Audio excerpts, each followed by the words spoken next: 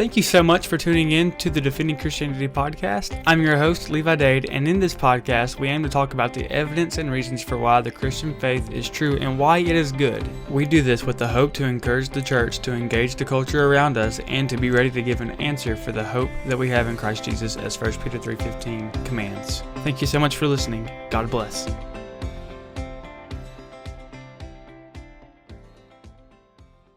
Welcome back to the Defending Christianity podcast. I'm your host, Levi Dade. C.S. Lewis often said things brilliantly, which is why he's one of the best writers of our time, of the last generation, this generation. About Christ, he said, "Now the story of Christ is simply a true myth, a myth working on us the same way as the others, but with this tremendous difference that it really happened. And one must be content to accept it in the same way, remembering that it is God's myth, where the others are men's myths, i.e., the pagan stories that God expressed himself through the minds of poets, using such images as he found there, while Christianity is God expressing himself through what we call real things." So we look at these myths of today and we see Christ as the one that actually happened, though it may seem as though others are very similar to him. Skeptics often say that Christianity is the copycat of many other ancient myths. And C.S. Lewis here is pointing out that it might be that, but it might also be that Christianity is the one true myth. It actually happened in space and time in actual human history. And so we connect that with today and we say, what myths are there today? And we look and we see the Marvel Cinematic Universe, for example, superheroes. And we see that in these superheroes, there's a lot of similarities in Jesus. And we have a book that has been published pretty recently. I think it was released in March. Dr. Frank Turek wrote Hollywood Heroes, How Your Favorite Movies Reveal God. And in this, he is looking and seeing these different characteristics from our favorite superheroes and seeing how they all tie back to Jesus. And that's what we're going to be talking about today. We'll be having Dr. Frank Turek on as well. Dr. Turek has a master's degree from George Washington University and a doctorate from Southern Evangelical Seminary. He's the president of crossexamine.org, a ministry that exists to address the problem that 3 out of 4 Christian youth leave the church while in college. He's most known for his books, including Stealing from God, Why Atheists Need God to Make His Case, I Don't Have Enough Faith to Be an Atheist, and he's recently added to the pile I just mentioned, Hollywood Heroes, How Your Favorite Movies Reveal God. We've had Dr. Turek on the show before. Thank you for being with us. How are you, Dr. Turek? Hey, great being with you, Levi. Thanks for having me on again. Yeah, no problem. So could you just talk a little bit about the premise of the book, exactly what you're trying to do with it?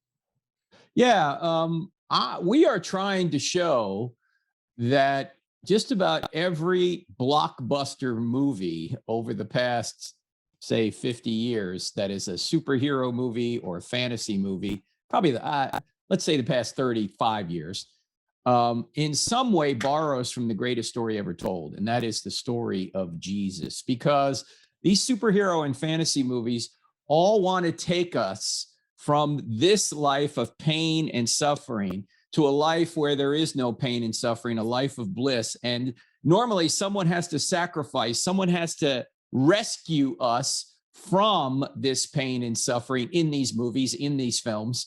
And that's actually what Jesus does for us. It's countercultural because the culture says, follow your heart. But the movies that inspire us, the heroes don't follow their hearts, they follow the truth. They follow the loving thing to do, which usually involves some kind of sacrifice. So we go through the big movie franchises: Captain America, Iron Man, Harry Potter, Lord of the Rings, Batman, Wonder Woman, Star Wars, and we've got some of Superman and Spider-Man in there. And we show how the storylines often line up with Christianity. There are biblical life lessons in there, and the heroes all point to the ultimate hero, Jesus of Nazareth. Awesome. So what exactly inspired the book? How did the idea for it come about? Well, my son and I, my son, Zach, he's our eldest son.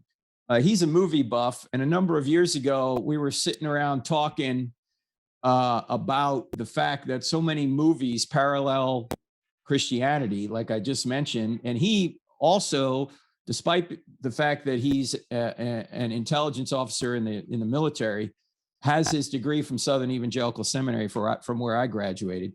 So he's trained in apologetics and evidence and that kind of thing. And so we got together and we got talking about this, and we said, this would be a good book. So over the past couple of years, we finally sat down and wrote it, despite the fact that, he's 4,000 miles away from me right now. He's in Anchorage and I'm in Charlotte, North Carolina. So we've been writing this book for a little while, and it just came out a month ago. It actually came out in May. It was slated originally to come out in March, like you said, but even the supply chain stuff affects books. So it came out in May of 2022. It's called Hollywood Heroes: How Your Favorite Movies Reveal God. Yeah, so we're going to be talking about a few of the different people that you, or franchises that you bring out in the book.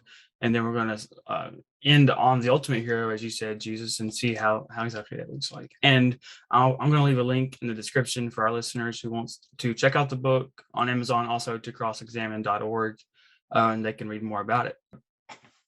Some Christians might push back and say that you shouldn't do this to show anything about Christianity, that you should let the Bible speak about it, things like that. So how does this relate to possibly Paul on Mars Hill in Acts 17, what you and Zach are doing with the book?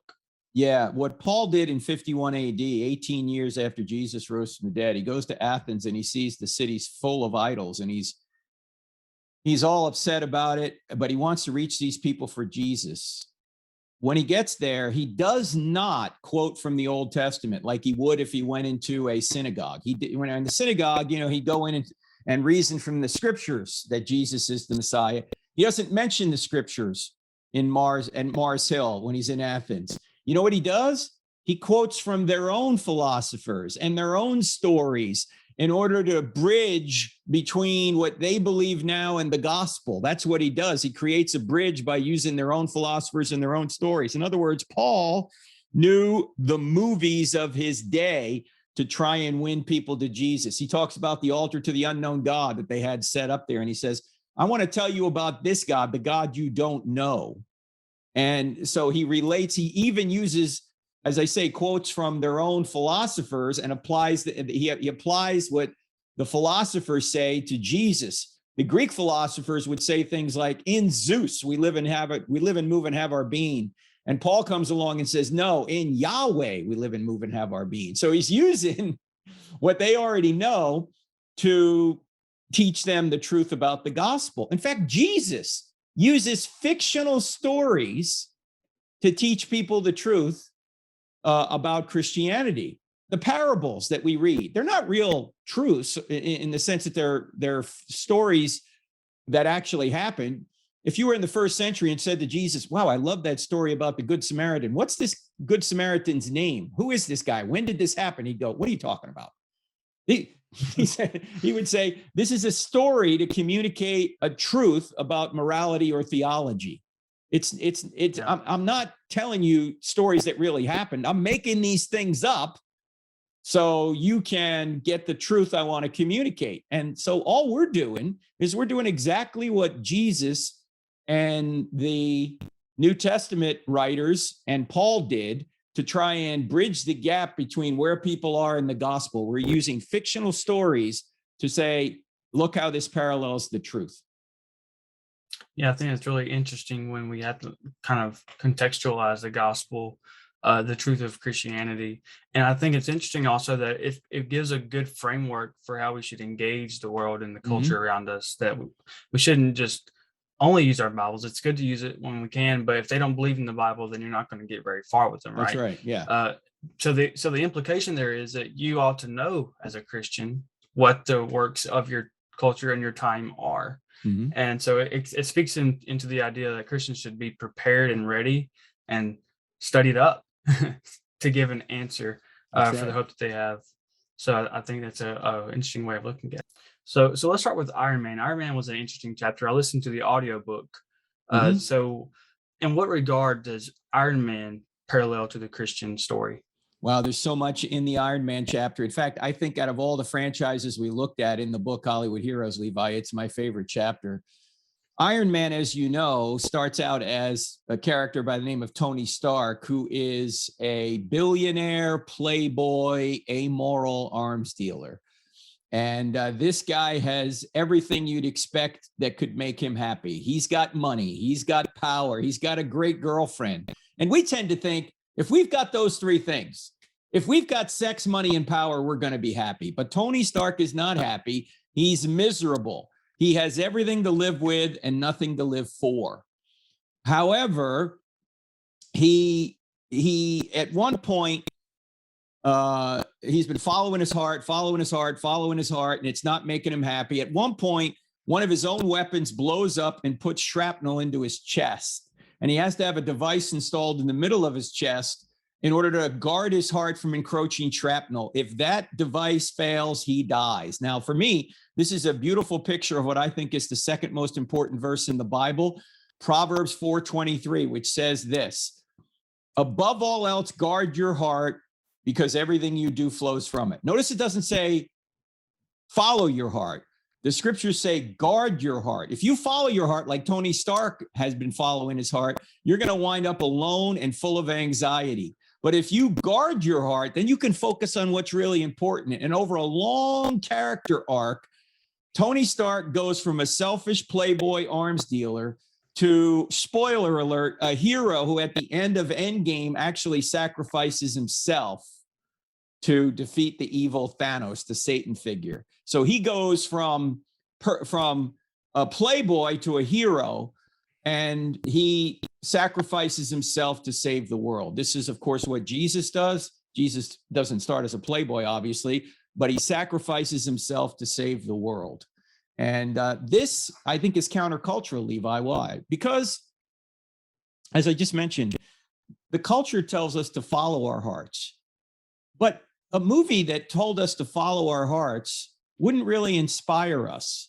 Not this kind of movie, anyway. I mean, imagine at the end of Endgame, Levi, if Tony Stark or Iron Man turned to his Avenger buddies as they're about to take on Thanos, and he said, guys, I'm not really into fighting Thanos right now. In fact, I really got to get back to following my heart and taking care of just me. I'm out. And then the movie ended. Do you think anybody would be inspired or enchanted by that? They go, that's terrible. This is an awful movie. He wimped out. Mm-hmm. He didn't help anybody. Following his heart, that's for sissies. He should have followed the truth. He should have done what's right. He should have sacrificed himself to save the world. So actually, the Christian worldview is inspiring. To follow your heart, do whatever your heart tells you, is not inspiring at all. Hmm. Yeah. Would you say that his, I guess you can call it his from when you see the first Iron Man to Endgame, that there's a sense of what Christians might call sanctification? That's what's going on. There's a parallel there. Yeah. Yeah. And there's so much sanctification that we talk about in that chapter. One of the guys that helps sanctify him is Captain America. In fact, they kind of help sanctify one another. And even we have in there a chapter or a section called Iron Sharpens Iron, right? It's, of course, from the proverb that iron does sharpen iron. So, yes, he goes on a long character arc over several movies where he goes from a selfish playboy to a sacrificial superhero who saves the world. So when it comes to Steve Rogers and Tony Stark and their relationship, what was it about it that helped them one another and helped them complement each other? Well, I think Tony Stark is a lot more like you and I are than Captain America, because Tony Stark has issues, right? And we all have issues. Whereas Steve Rogers is morally good from the beginning. You never have to wonder, what is Steve Rogers going to do? Is he going to do the right thing? No, he always does the right thing. But it's Tony Stark you got to worry about, because, he's just in it for himself, it seems. But Tony Stark is going for all this gusto in life. And it seems that Captain America is a little bit uptight, right? He's worried about everything, and he can't relax. He can't pursue any relationship. And so Captain America helps Tony Stark become more of a hero, whereas I think Tony Stark helps Captain America get a real life and not just be all about work. You need to you need to go and find your love interest.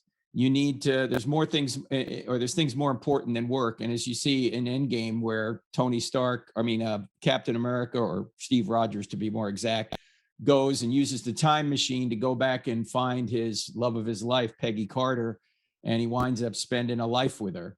So I think they helped one another in that regard. Iron sharpens iron. I appreciate it. So Iron Man obviously has a lot of parallels to the Christian story. So Harry Potter, to move on, Harry Potter is controversial to say the least, and a surprise to many Christians. So in what regard does he parallel? A lot of people think Harry Potter is scary, and so and because it's got it's got the occult in it, they say, and magic and all these things and wizards. I get it. A lot of parents are worried about that. And I agree with whatever parents think that their kids shouldn't watch. So if you think Harry Potter's not for your kid, you know your kid better than me, I'm fine with that. Yeah, I support you. But I find that many Christian parents seem to have a double standard, Levi. On one hand, they don't like Harry Potter at all because it's got magic and wizards. And yet they have no problem with Lord of the Rings and Chronicles of Narnia, which also has magic and wizards. Why is one okay and the other isn't? They're all written by Christians, by the way. Tolkien, who wrote Lord of the Rings, a devout Catholic. C.S. Lewis, of course, Chronicles of Narnia, a devout Protestant Christian. And Harry Potter series is written by J.K. Rowling, who is an Anglican, Church of England. And you know what Rowling says? She says that the entire series can be epitomized by two Bible verses which appear in the books and the movies. One is the last enemy to be destroyed is death. That's 1 Corinthians 15. And the other is, where your treasure is, your heart will be also, from Jesus's Sermon on the Mount. So she actually took the storyline of the Bible and fantasized it in the Harry Potter story. In fact, Harry Potter lines up with Jesus in 4 distinct ways. Number one, he's prophesied to be the savior of his world before he's born, and the Satan figure tries to kill him while he's an infant. Does that sound familiar? Secondly, he has to live a moral life to be this savior. Thirdly, he willingly sacrifices himself in order to defeat the evil Satan figure called Voldemort. And fourthly, he then rises from the dead, and his followers have to put their faith in him in order to ultimately defeat Voldemort. Now, does this sound familiar at all? I mean, this parallels Christianity even better than Lord of the Rings. And yet people are fine with Lord of the Rings and not with Harry Potter. Now, Harry Potter has magic in it, but it's not real magic. In other words, it's not the kind of stuff that the Bible is talking about. The Bible doesn't talk about people getting on broomsticks and flying around like they do in Harry Potter, right? This is totally fantasy stuff made up out of J.K. Rowling's head. All right. So it's not the kind of stuff the Bible is talking about. Yet, if parents are concerned about it, that's up to them as to whether or not they want their kids to watch it. But J.K. Rowling is a great storyteller. She's using the basic storyline of the Bible to point out that Harry Potter is the savior. In fact, we put it this way, that if you like Harry Potter, you're going to love Jesus. And even if you don't want your kids reading or watching it, they ought to know the basic storyline. Why? Because their friends are reading and watching it. And you, as a parent, ought to equip your kid to know the basic storyline so they can interact with their friends and maybe evangelize their friends by saying, hey, if you like Harry Potter, you're going to love Jesus. Look at the parallels. Yeah, when you were talking about how Chronicles of Narnia and Lord of the Rings have the same elements of magic that Harry Potter does, it also occurred to me that they also have very similar storylines, especially Narnia and Harry Potter. Yeah. Yeah. And the Harry Potter series, I say, even if you don't want your kids watching it, they ought to know something about it, because chances are their friends that they're trying to reach have read it or have seen the movies. It occurred to me also that maybe one reason why people are so uh, inspired, or I guess you can even call it in love with the storylines. They're just fans of it, even those who aren't Christians, and yet they reject Jesus, is because you never see Harry Potter speaking to the screen, "Follow me and deny yourself." Mm-hmm. To follow Harry Potter, you just have to watch the movies and love the story. But to follow and love Jesus, you have to actually do what he says Mm-hmm. and reject your inclination to do evil. Yes, And although Harry Potter does have a moralizing effect on his followers, mhm. that they actually then do fight evil in the end. So there's so many parallels there that I think many Christians have overlooked, because they saw the magic element of it and got all spooked out, if you will. So I like the mirror that reflects morality. Can Mm-hmm. you speak on that a little bit? Are you talking about the mirror of Erizid, which is desire spelled backwards in the Yeah. Harry Potter series? Yeah, I really, you see, I've never seen the Harry Potter series. Oh, I know, all right. Yeah. forgive me. So when I read that, or heard it on the audiobook, I was really infatuated with it. Yeah, that mirror is, when you look in the mirror, you're seeing what your real desires are. And so when Harry Potter steps in front of the mirror, he sees himself with his parents, as a family, but he wanted to see that because his parents were killed when he was an infant. Whereas his friend Ron stands in front of the mirror and sees himself as an older, more popular version of himself. So what's really on Ron's heart is fame. What's really on Harry's heart is he wants his family. And it turns out that that particular mirror really reveals the true nature of both of those characters. And that's why Harry can be the leader and Ron can't, because Ron wants fame, whereas Harry, he just wants his family. And in fact, in one of the discussion questions we have at the end of the Harry Potter chapter, we ask this question: if you stood in front of the mirror of Erised, what would you see? In other words, what is your real heart desire? It's an interesting question because a lot of times, even as Christians, we have an idol at the center of our heart. We want sex, we want money, we want power, just like the rest of the world. Power can also be recognition. We want to be liked by people. That's really our motivation. Our motivation is not to be more like Jesus. Our motivation is to become popular or wealthy in this world. And so asking the question, what if you stood in front of the mirror of Erised, what would you see, is an interesting question. What's really your heart's desire? That's what that's asking. Makes you really stop and reflect and think Mm-hmm. about what has Mm-hmm. gotten in the way of Jesus in my life. Mm-hmm. Yeah. Mm-hmm. So let's talk about Batman. What is the biggest theme that you see in Batman that parallels Christianity? Well, Batman, I think, has the most realistic view of human nature. Uh, and if you look at the Batman series, Batman is the only superhero that never really wins. What does he do? Well, he locks up bad guys, but he can't lock up enough bad guys in Gotham to turn it into a utopia. There's always another bad guy. He just can't win. He never gets a break.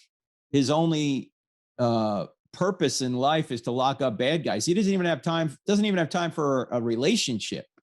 It's all about locking up bad guys. And this is very realistic about our society. Our society sometimes thinks, oh, we can create utopia on here on Earth. No, we can't. Why? Because we're fallen creatures. It's hard to be good. It's easy to be bad. Human nature is bent toward evil. And Batman, more than any other series we look at, shows that. So, in fact, the Batman has become increasingly dark, not just dark in its theme, but dark in its presentation. If you notice, there's only like maybe one time in recent Batman movies where you see Batman in daylight. He's always seen at night. Why? Because he's fighting darkness and he's using darkness to actually disguise himself to catch the bad guys. And as Jesus himself said, men love darkness rather than light. We don't want our evil deeds exposed. We you probably heard the phrase, nothing good happens after midnight. Many of the crimes, most of the evil occurs when other people think no one's looking. That's when we really want to come out and do evil. And Batman shows that very well. Yeah. So would you say that, well, first of all, let me ask this. Does Batman ever give an ultimate solution to the problem of evil, or is it just, it never ends? No, it never ends. In fact, Yeah. Batman actually has plans to take out rogue superheroes. In fact, he even has a plan to take him out if he ever goes rogue, because he knows human nature. He knows we're bent toward evil. In fact, the Batman versus Superman series delves into one of the most important questions of all time theologically. If there is a good God, why is there evil? That's what that whole Superman Batman's or Batman versus Superman movie's about. And how many movies do you know that directly address that? Well, that movie does. And we talk about it in the book, Hollywood Heroes. What about Wonder Woman? How I know you mentioned Wonder Woman, and I think she's one of the least popular. I might be wrong in saying that, but I haven't watched Wonder Woman before. Maybe just because I just didn't ever sit down and have time for it. But I never saw it ever, like, what's the word? Um, Advertised as big as, say, Iron Man and MCU movies Yeah, well, are. there's Wonder Woman only has had 2 feature films in recent years. One's called Wonder Woman, another's called Wonder Woman 1984. But she appeared in a couple other movies, like Batman versus Superman. She was in that movie. And Wonder Woman is unique, other than just being a woman, in terms of being a superhero. And that is, her 2 main weapons are love and truth. Love and truth, right? You don't see, Batman using love and truth necessarily, or say Iron Man using love and truth, but Wonder Woman uses love and truth. She has the lasso of truth, and in the Wonder Woman 1984 movie, she actually overcomes the bad guy by getting him to admit he's wrong and actually deciding that he's going to repent of what he's been doing and side with the truth. So she's countercultural as well. She doesn't think you ought to follow your heart. In fact, following her heart would mean that she couldn't save the world if she tried to follow her heart. And she doesn't follow her heart. She chooses to save the world rather than save what her heart's desire is. Her heart's desire is to have her love interest come back to life, but I won't tell you the whole plot, but she can't do that and save the world. So she decides to save the world rather than follow her heart. When we think about her power of love, what do you mean by that? Because in our culture, there's probably many definitions and criteria for what it is to love someone. Yeah, good question, Levi. Love, according to the culture, is approval. That's not real love. Love doesn't approve of everything someone wants to do. And I always ask parents this question. If your parents, you can ask kids the question too, if your parents approved of everything you wanted to do as a child, would they be loving? Of course, the answer is no. The parent has to stand in the way of evil. If the parent doesn't protect their kid from evil, they're not loving, which means they can't approve of everything their kid wants to do. And neither can we. Love doesn't mean approval. Love means seeking what's best for the other person. And that sometimes requires you to stand in the way of what the other person wants to do, which means they may not like you for a period of time. They may yell at you. They may say, stop, I want to do this. No, love doesn't require approval. And Wonder Woman realizes that. She's not approving of the villains. She's saying, I'm going to stand in the way of what you're trying to do. And that's the most loving thing I can do. Well, I guess that's all for that part. Now I kind of want to move on to the ultimate hero. Jesus kind of uh, embodies every trait that you have in the book for every franchise, every hero, every character. I mean, many times you trace the characters of the people who are in the superhero movies, not just the superheroes themselves. So you really flesh it out. So what are some of the top attributes that we see that Jesus also has? Yeah, good question. The last chapter of the book Hollywood Heroes is called The Ultimate Hero. And I'm just going to read just the first paragraph or so because it'll flesh out. And the characters I'm going to name here are characters we cover in the book. And here we go. If you were making up your own superhero, what kind of qualities would your hero have? Imagine you could create someone who had Captain America's righteous idealism, Iron Man's Jesus, Harry Potter's willingness to sacrifice, Luke Skywalker's discipline, Sam's loyalty, Frodo's humility, Aragorn's courage, Gandalf's wisdom, Batman's focus, Superman's power, Wonder Woman's love. You would have Jesus, right? Actually, you would have someone closer to Jesus than any of these heroes individually, but you would still be a long way from the real Jesus. The person of Jesus is unique in all of history and literature.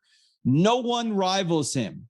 There are commonalities, as we have seen here in the book Hollywood Heroes, but there is no perfect match because there is no one with the perfect credentials of Jesus. So the entire chapter goes through how Jesus is better and more unique than any of the heroes that we see on the big screen.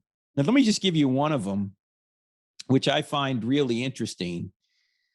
Most of the things that we find attractive sometimes are in tension with other virtues. Like, for example, it's virtuous to be focused on a task, an important task, but it's also virtuous to be focused on people, right?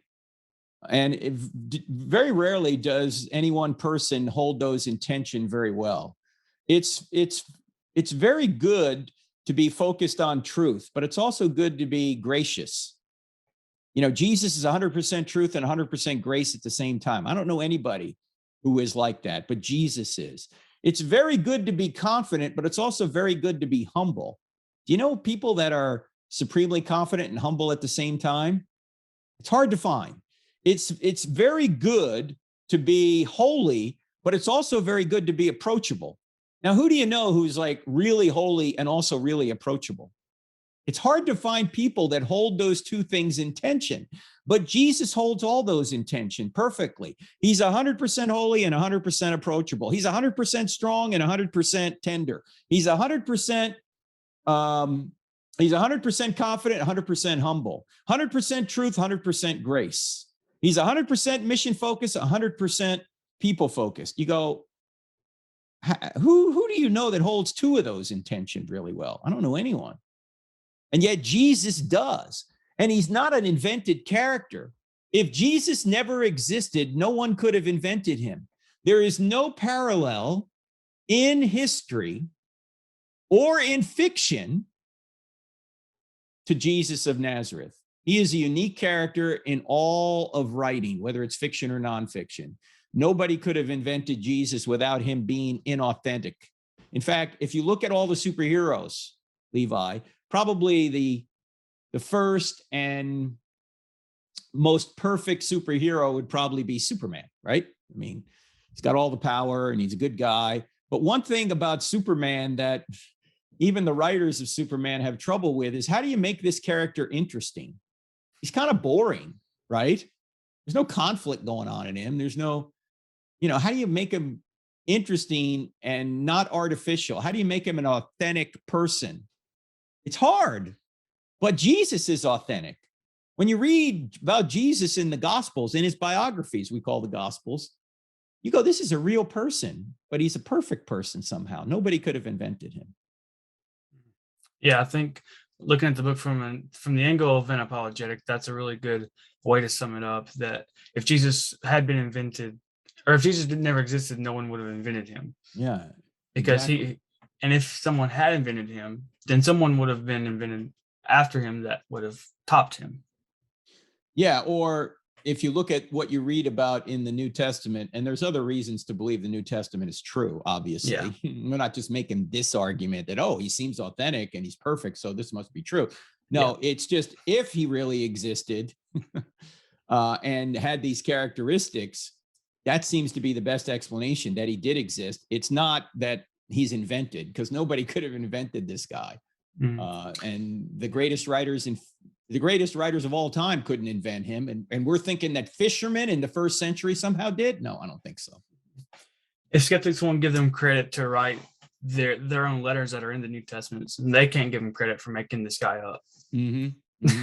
Yeah, no, it's he's not a made up character. He really existed, and he's a unique character.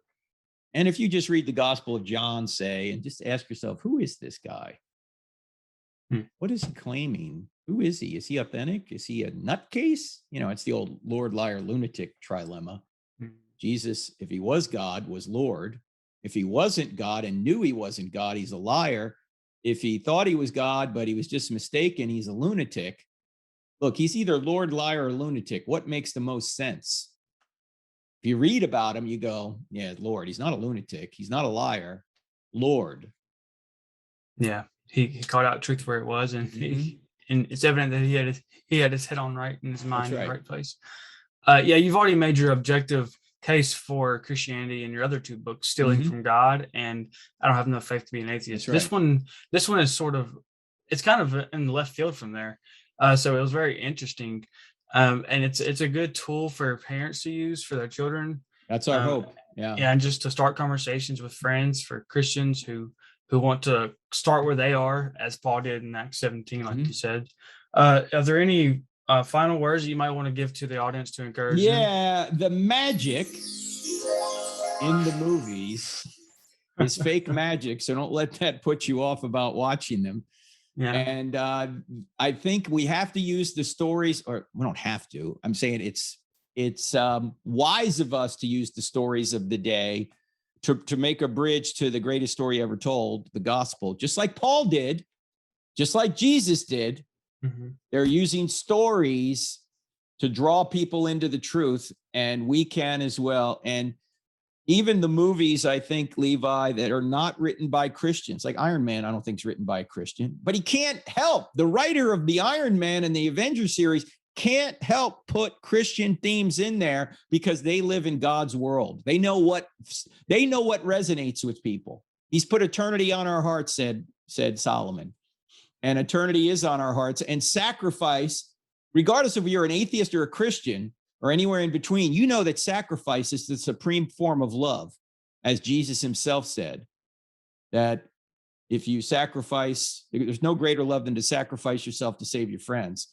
And so even though they may even be anti-Christians, they can't help but put that kind of sacrifice into a movie because they know that's what true love is, and that they know that's what's going to be inspiring, that's what's going to enchant an audience. Not following your heart, just doing whatever you want, but following the truth and sacrificing yourself to save people. That's what Christianity promises. That's what Christianity comes through on.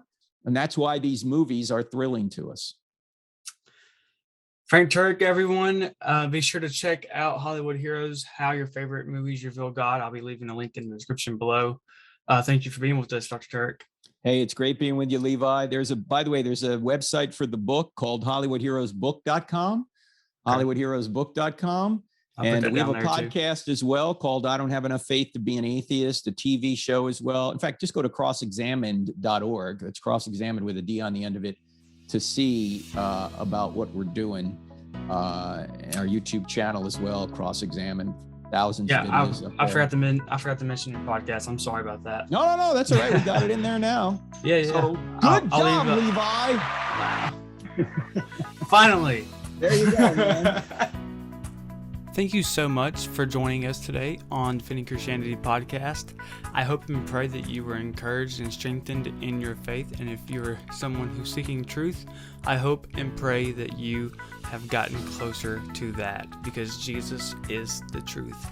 Join us next time on the Defending Christianity podcast. God bless.